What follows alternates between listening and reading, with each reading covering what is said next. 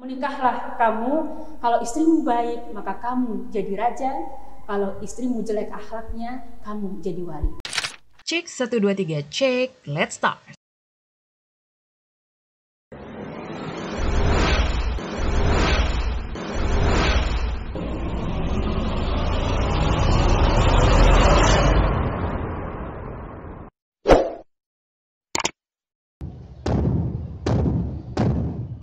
Assalamualaikum warahmatullahi wabarakatuh. Berjumpa lagi dengan saya Bunda Sofia dalam acara obrolan emak-emak. Pada kesempatan kali ini, tema yang akan kita bahas adalah pandemi kok cerai? Wow, ngeri sekali ya temanya. Seperti yang kita tahu bahwa pandemi yang melanda negeri tercinta kita ini belum juga usai, dan itu sangat berdampak pada seluruh lapisan masyarakat, terutama kita kalangan emak-emak. Sebagai seorang muslimah, bagaimana sih kita harus menyikapinya? Untuk itu, mari kita kupas bersama narasumber milenial kita, Ibu Nyai masa kini Mama Khulwah. Assalamualaikum, apa kabar Ma? Waalaikumsalam warahmatullahi wabarakatuh. Sehat ya? Alhamdulillah baik Bunda Sofi.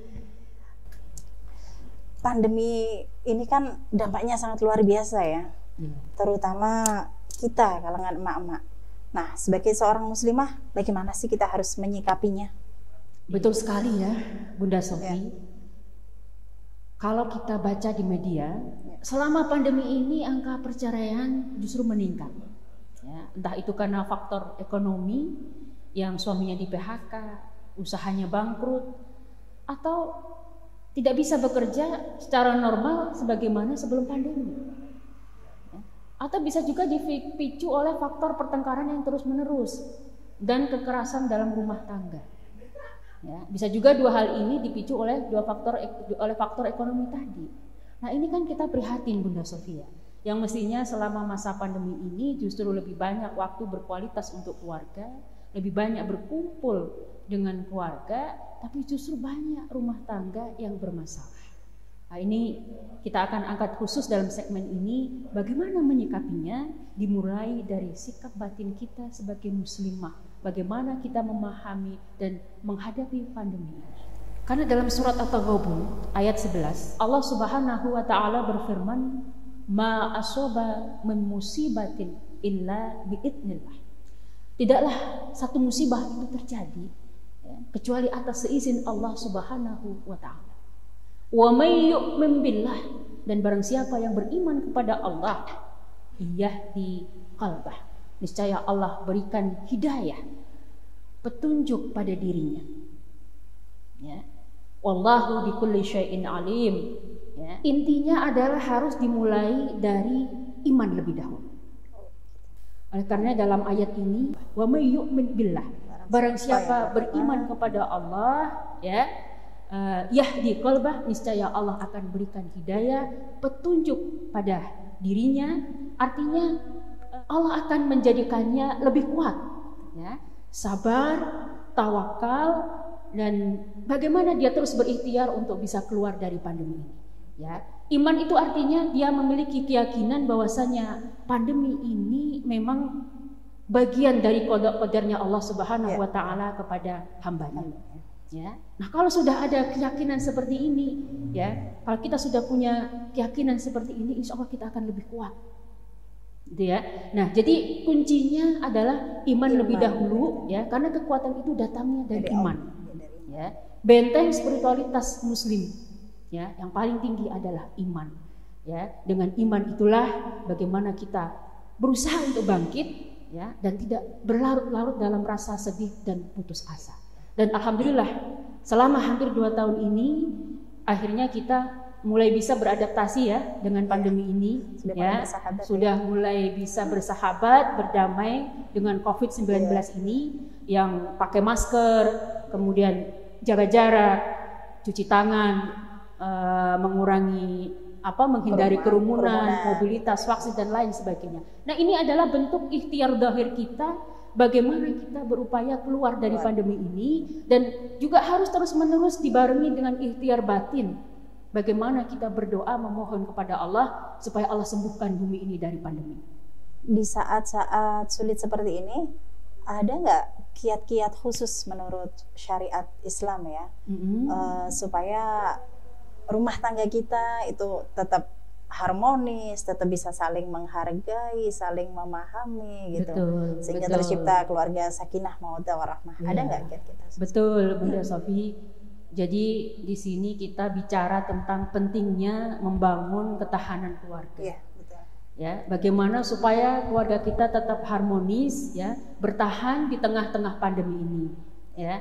Karena memang betul selama masa pandemi ini ketahanan keluarga kita betul-betul diuji, ya, betul-betul diuji, ya, ketahanan spiritualnya, emosionalnya, finansialnya, semuanya diuji, gitu ya. Bayangkan, Bunda Sofi, selama hampir 2 tahun ini, ya, selama pandemi ini kita lebih banyak di rumah, ruang gerak kita terbatas, aktivitas kita terbatas, ya. Ketemunya dia lagi. Kalau nggak suami ya anak-anak. Iya, betul. Belum lagi kita mesti ngawasin anak-anak sekolah daring. Ya, lebih banyak pegang gadget dan di depan laptop. Ini terus-menerus setiap hari ini kan kita jadi bosen. Ya, jadi stres, ujung-ujungnya kita gampang emosi, gampang marah ke suami, marah ke anak. Suami nggak terima, akhirnya terjadilah ribut-ribut kecil, pertengkaran demi pertengkaran. Lah inilah kenapa di masa pandemi ini kekerasan dalam rumah tangga justru meningkat. Ya, nah ini bagaimana kita menyikapinya? Ya, rumah tangga atau pernikahan itu kan ibaratnya sebuah pohon, Bunda Sofi. Jadi harus dipupuk, dipelihara, ya, disiram dengan baik supaya bertumbuh, berkembang dan berbuah. Buahnya ya dzurriyyatan thayyibah, ya, generasi dan keturunan yang baik. Nah, bagaimana kita memelihara rumah tangga kita, pernikahan kita? Allah Subhanahu wa taala berfirman dalam surat Ar-Rum ayat 21. Wa ja'ala bainakum mawaddatan wa rahmah. Allah jadikan di antara kalian pasangan suami istri itu mawaddah wa rahmah. Jadi yang pertama adalah dengan mawaddah. Apa itu mawaddah? Mawaddah adalah rasa cinta kita kepada pasangan. Hanya saja mawaddah ini lebih banyak fokusnya pada kelebihan pasangan. Jadi kalau ada suami yang ngalem istrinya, memuji istrinya, oh istri saya cakep loh, keren, gitu ya, solihah, udah gitu pinter lagi masaknya, pinter lagi cari duitnya, pinter lagi ngasuh anaknya. Kayak ya. saya banget itu. Oh masya Allah, alhamdulillah, gitu ya. Iya. Suami juga sama, ya. Istri juga sama. Oh, suami saya orangnya gagah, ganteng, keren, tanggung jawab, ya, sayang mertua, dan semua hal-hal yang indah-indah. Nah, ini mawaddah. Ya, ini mawaddah. Nah, seiring dengan waktu, gitu ya, mawaddah ini akan lebih berkurang. Ya, seiring dengan bertambahnya usia, bertambahnya kebutuhan dan tanggung jawab karena anak-anak, ya, mawaddah ini akan berkurang, waktu dan perhatian yang kita berikan kepada pasangan akan berkurang. Ya. Oleh karena mawaddah ini biasanya di awal-awal rumah tangga, ya, khususnya rumah tangga muda. Iya. Nah, disinilah pentingnya yang kedua adalah rahmah. Waja'ala bainakum mawaddatan wa rahmah. Yang pertama mawaddah, yang kedua adalah rahmah. Apa itu rahmah? Ya. Rahmah adalah kasih sayang kita, ya, kepada pasangan yang lebih utuh dan lebih tulus.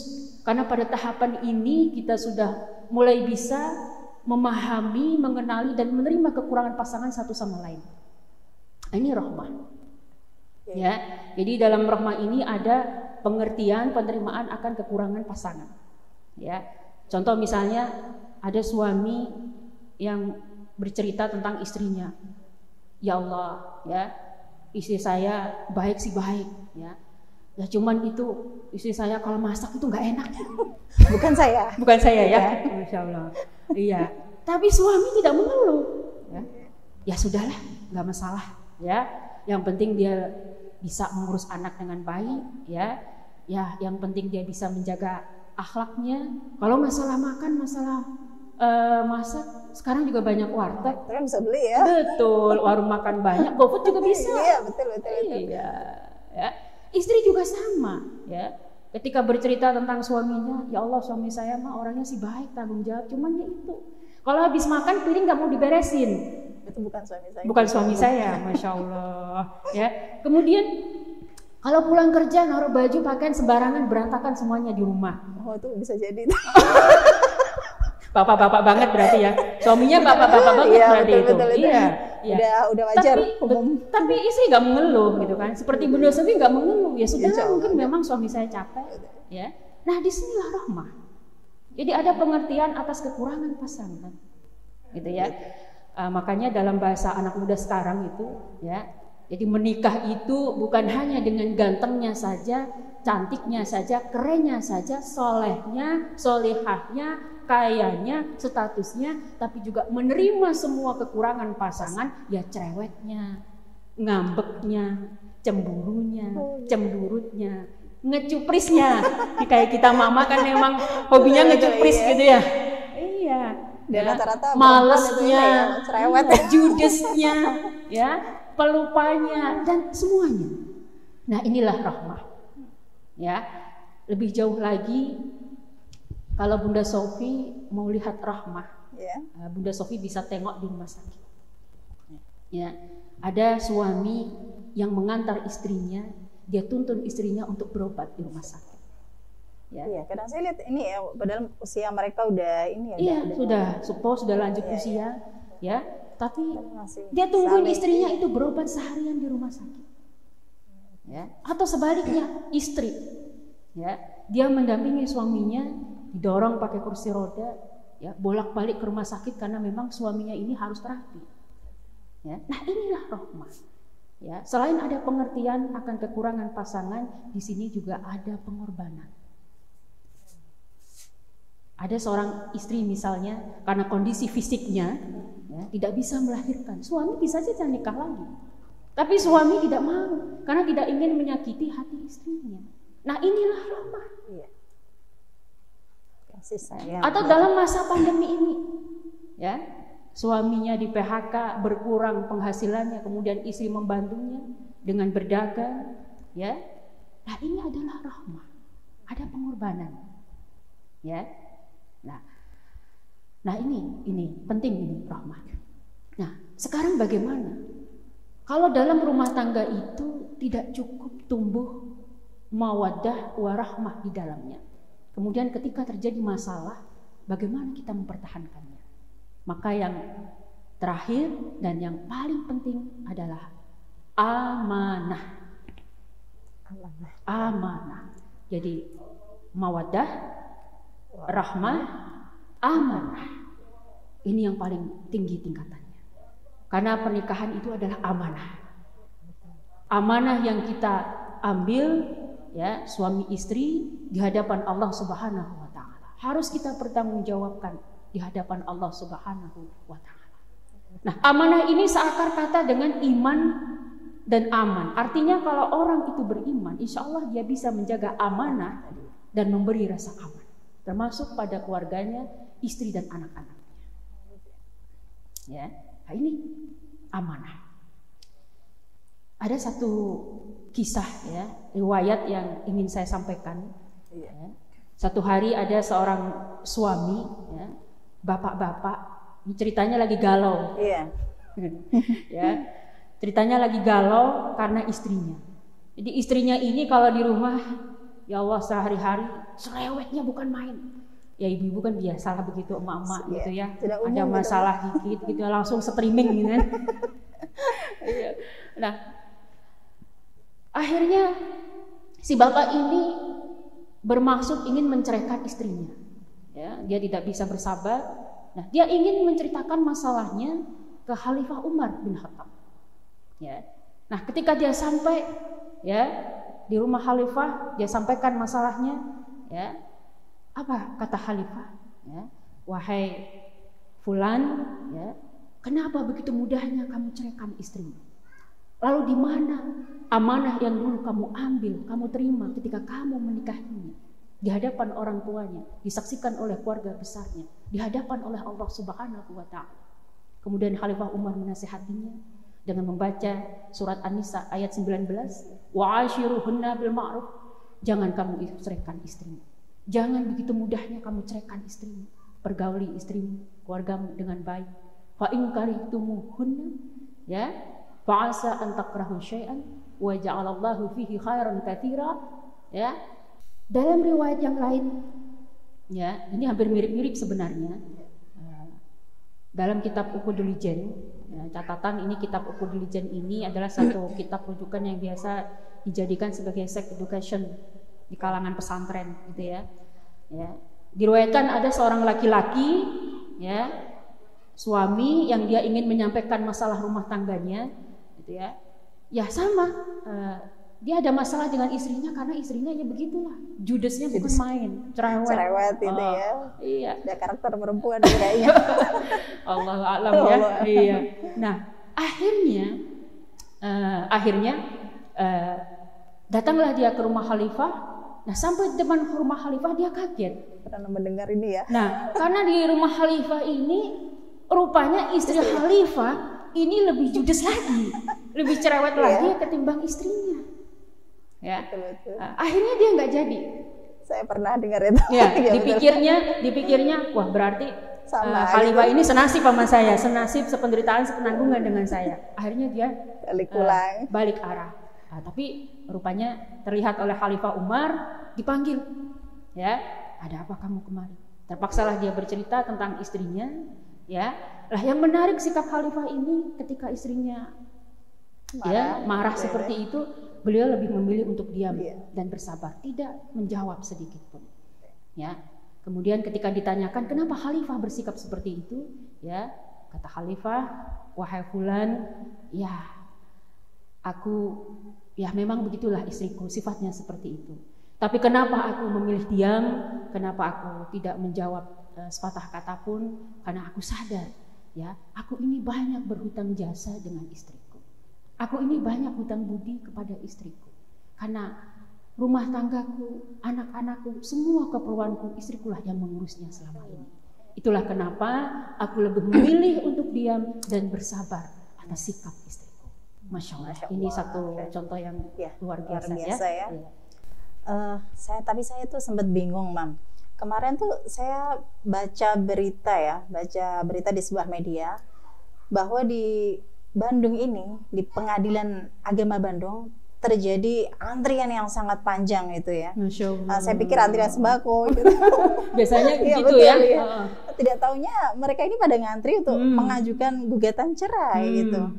Nah, dan ini kan pastinya berawal dari ini ya, fenomena seperti ini kan berawal dari konflik rumah tangga ya. Iya. Nah, bagaimana sih kita dalam menghadapi konflik rumah tangga seperti ini? Tetap ini ya, keluarga kita tetap utuh gitu. Iya. Kalau kita bicara masalah rumah tangga, jujur rumah tangga mana sih yang gak ada masalah, Bunda Sofi? Iya, betul. Bahkan rumah tangga Nabi pun bermasalah. Tapi justru dari masalah ini ada hikmah syariat yang bisa diambil umat. Ya, kuncinya adalah bagaimana kita bersikap bijak dalam mengelola masalah dan bagaimana kita dewasa dalam mengelola hubungan. Ya. Nah, lalu bagaimana kita menyikapinya ketika terjadi masalah dalam rumah tangga?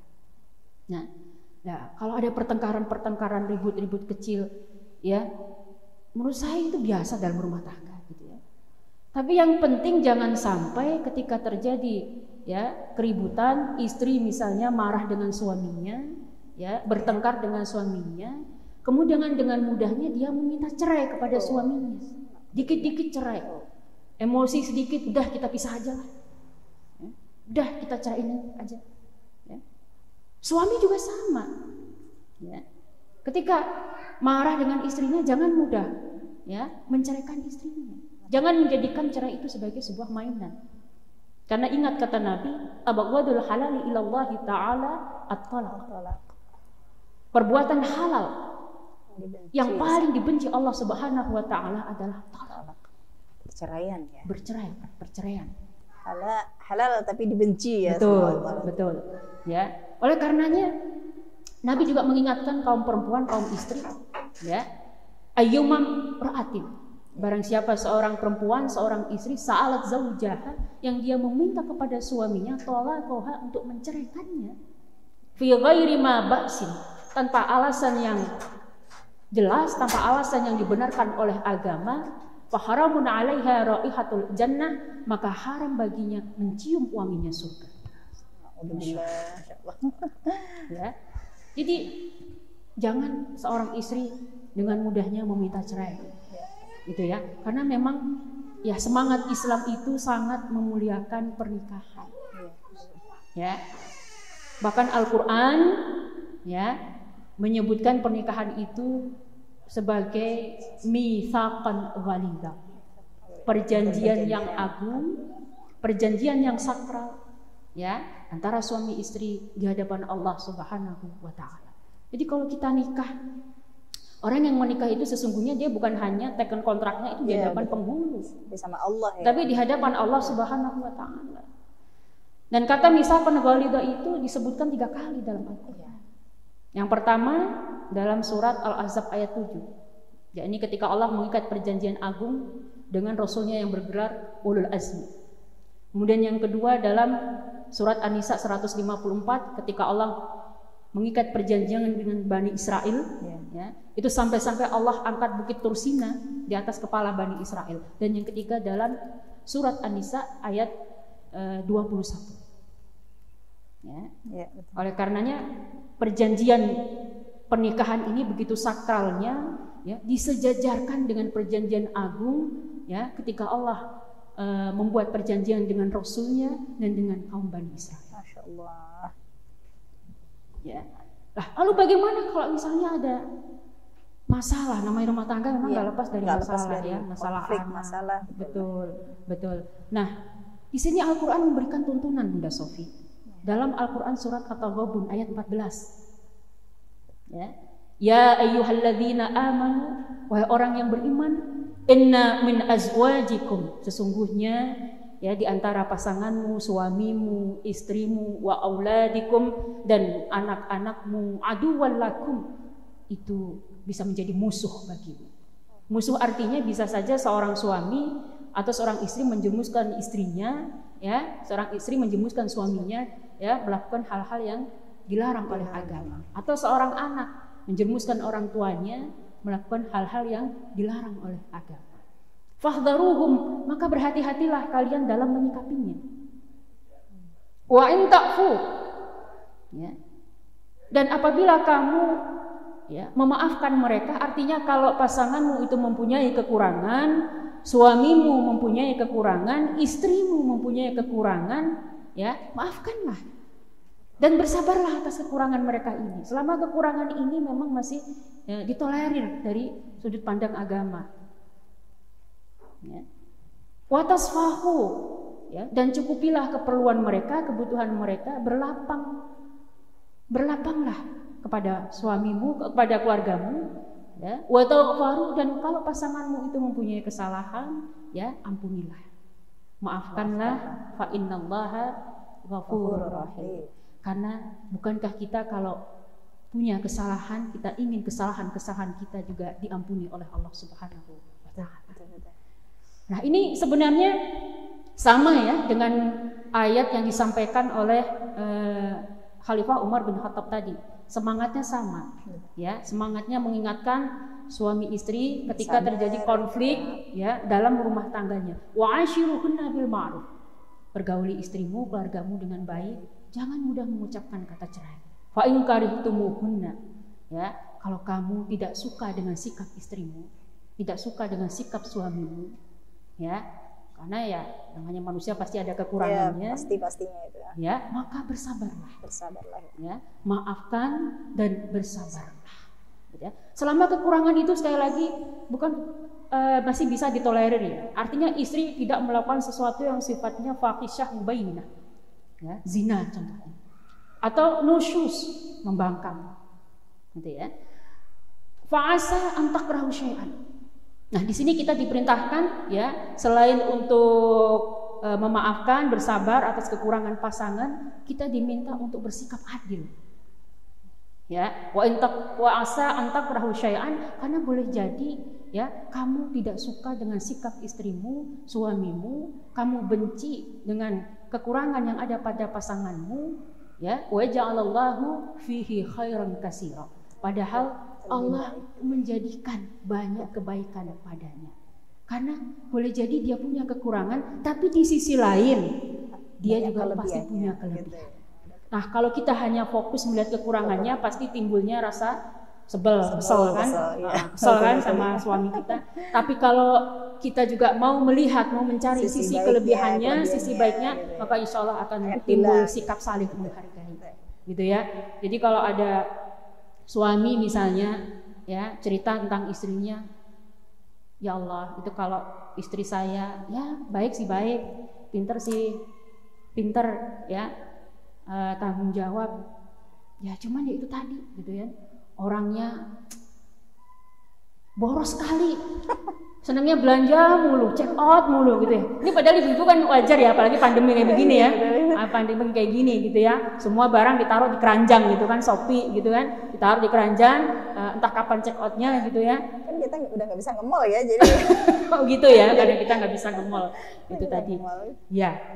Jadi kalau kekurangan-kekurangan yang sifatnya tidak prinsipil gitu ya, dari sudut pandang agama ya, maka maafkanlah ya, bersabarlah gitu ya. Nah, suami juga sama. Kalau kekurangan suami misalnya naruh baju sembarangan, berantakan ya, kemudian kalau habis makan nggak mau bantuin gitu kan ya, udah lihat capek-capek masak gitu ya.